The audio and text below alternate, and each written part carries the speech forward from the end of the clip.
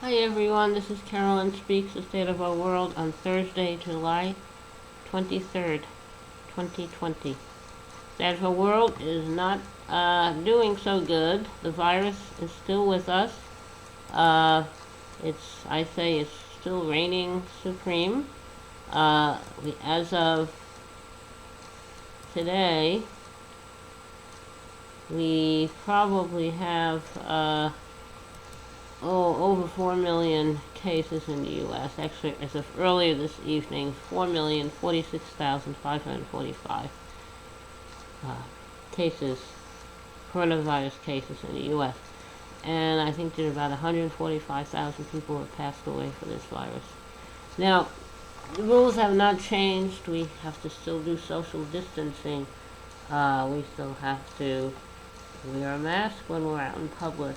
We have to shelter in place, only go out when it's necessary, such as going to the grocery store, the drugstore, the doctor. We need to protect everybody, vulnerable populations, healthcare workers, first responders, uh, agriculture workers, farm workers, migrant workers, people in detention centers, people in jails and prisons, homeless people living on the streets or in shelters, uh, essential workers like grocery store workers and truck drivers delivering products. So all these people and people living in assisted living homes, retirement homes, nursing homes, veterans homes, all these people have to be protected from this virus. So the best thing is to shelter in place. We really still need a national quarantine so that we can finally get this virus under control. But we have a president as of now who doesn't want to do this. We have various states. Some states are doing well, some states are not. The Northeast is doing well. They've kind of got it under control. California did, but now the cases and the deaths, unfortunately, are spiraling upwards. And California did do real well, and they had controlled quarantine, everything. And then they started opening up, and people took advantage of that, and were not uh, obeying the rules, not wearing a mask, um, crowding into places. Not very good, so that's why cases have surged. And then we have parts of various states that are, um, oh, like in Texas, with very agricultural areas. Cases are really surging there, and people losing their lives there. And their healthcare facilities are kind of limited. So we have governors who are trying to do what Trump wants them to do, such as don't don't treat this seriously. It's a hoax. But now they're starting to treat it seriously. So we need to set a good example. You need to shelter in place, and you need to only go out when you need to. And it's really important. This is a deadly disease.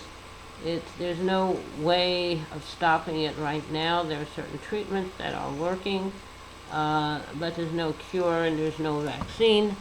The vaccine is being worked on, so we just have to deal with it. It's going to be with us for a while, and we had various emergency benefits and funding for rent, food, medicine, kind of as a lifeline for people, since so many people are out of work.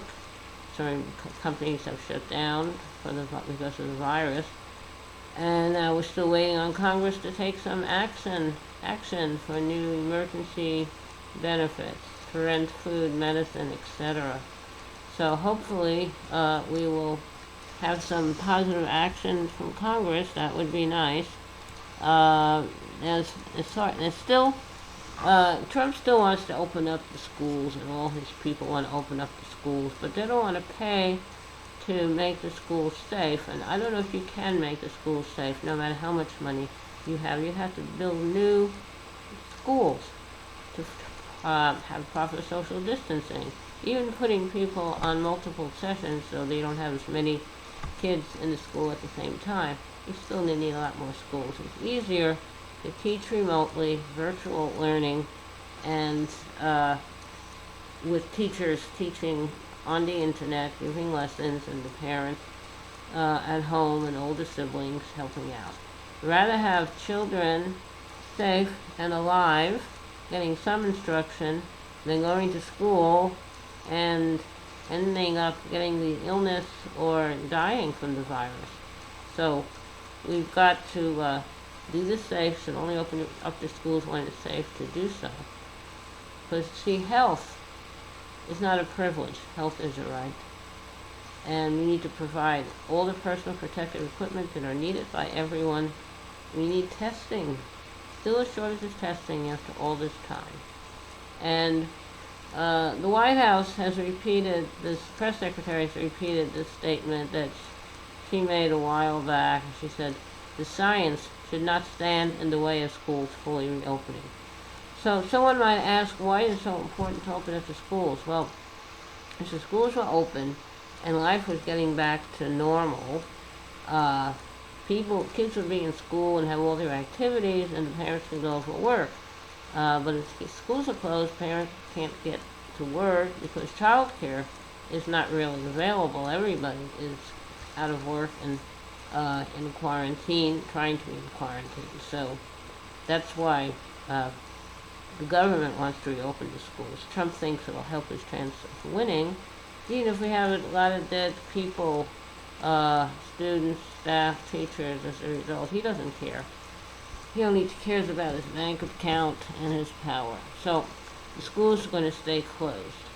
Now, there are other things happening, a lot of things happening. We talked about the protests, a lot of protests still going on around the country to protest the murder of George Floyd in Minnesota by a Minneapolis police officer. And Portland, Oregon has been a hotspot for protesting, and Trump has sent in his secret police, his stormtroopers to quell. There's no violence. Sometimes there is some violence, but basically the protests are very peaceful. But Trump has sent in his secret police to take action against the protesters. And federal officers have destroyed food and aid supplies, and they're attacking protesters. Now, all this has been brought to the attention of the Justice Department. The Attorney General, the head of the Justice Department, is Barr, and he's one of Trump's buddies. And now that the Justice Department is more aware, because of all the coverage, the protests and the backlash by the Trump and his federal officers has in the media. So the Inspector General, the Justice Department Inspector General, is now investigating the Justice Department's responses in Portland and Washington, D.C. Washington, D.C. is where Trump called out some forces, I think it was the National Guard, to quell the protests because he wanted to clear Lafayette Park so he could walk over to a church nearby, have a photo op in front of the church holding a Bible. So that's not good. The United States is becoming more and more of an authoritarian state where people don't have any rights. We're supposed to have, according to the Constitution, freedom of assembly, freedom of speech, but Trump only wants freedom of assembly and freedom of speech for himself. He does not like the protesters. So this is an ongoing story, and we'll keep following it. And also, the Trump is trying to mess with the census, which is done every 10 years. He doesn't want people who are not citizens to be included in the census. So I don't think he's going to get his way on that. And he did try to get a question included, a citizenship question, but the Supreme Court blocked him. So there's a lot going on.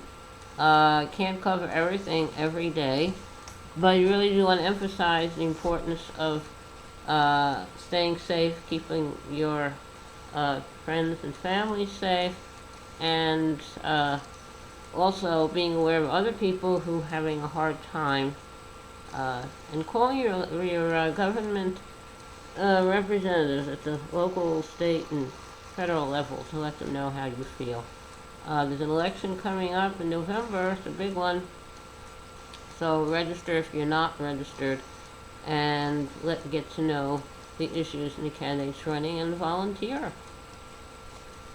Help get someone running for office elected. Help an issue that's important to you get passed. So there's a lot of stuff you can do.